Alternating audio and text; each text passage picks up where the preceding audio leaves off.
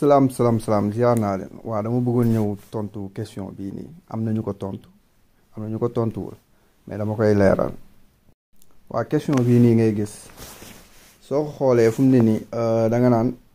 bu dee yow yaa yor volant bi mooy baar bi di ñëw di génn si tali bii nii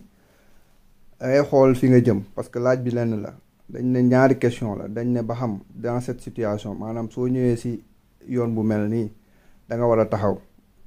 nga ne A mooy waaw wala nga ne déedéet mooy non. Deuxième question bi ñu ne da nga war a céder le passage maanaam da nga war a may oto yi jàll. nga ne C oto yi jóge sa gauche maanaam sa càmmoñ nga ne C wala oto yi jóge sa droite nga ne D. léegi question bu réponse bu njëkk bi ñi nga xam ne ñoo wax B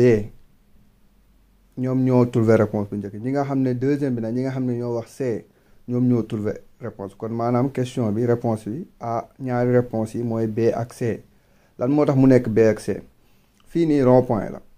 mais boo ko jàkkaarloog nii rek li ngay njëkk a gis mooy ñaari panneau yi nga xam ne ñii ñoo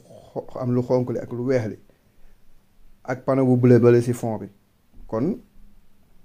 bu dee panneau yii nga xam ne moo am lu xonk am lu weex moom mi ngi jàngale céder le passage maanaam mayal oto yi jàll. kon fii réponse bu njëkk bi day nekk C bi day doon réponse léegi comme da ngay maye ñu jàll comme ab arrêt bi c'est pas obligatoire kañ la arrêt bi di obligatoire mooy mu nekk am stop bu fekkee am dafa am panneau stop kon l'arrêt est obligatoire maanaam da nga war a taxaw mais si situation bi arrêt bi nekkul obligatoire parce que amul stop mais céder le passage la am mayal ñi nga xam ne ñooy jóge sa càmmoñ. lan moo tax fii ñu def ko càmmoñ ak ndeyjoor parce que rond point la rond point nag sens giratoire bi lu si ëpp sa càmmoñ lay jóge am na ñoo xam ne dañ naan la priorité à gauche ñoom lañ noonu lañ koy jàngalee si rond point mais li ëpp solo mooy ki nga xam ne moo nekk si rond point bi moom moo am priorité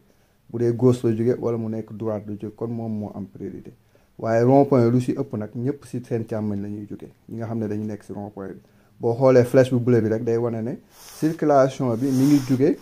sa côté càmmoñ maanaam circulation bi sa càmmoñ lay jóge dem sa côté ndeyjoor. kon booy céder le passage ñi nekk gauche ngay céder le passage parce que oto yi foofu la ñuy jógee kon droite fii dañ koy éliminer. loolu mooy nga xam ne moom laa leen indiloon leeralaat réponse bi am lu ma si jàngale muy panneau ñaari panneau yi panneau obligation bi maanaam de circulation muy panneau bu bleu bi ak panneau bi nga xam ne nii mooy céder le passage muy panneau bu rouge bi ak lu weex. kon di leen jaajëfal di leen wax ne ñun ak yéen la topp leen ñu rek dinañ leen indi yeneeni question ak réponse bu ñu paree leeral ko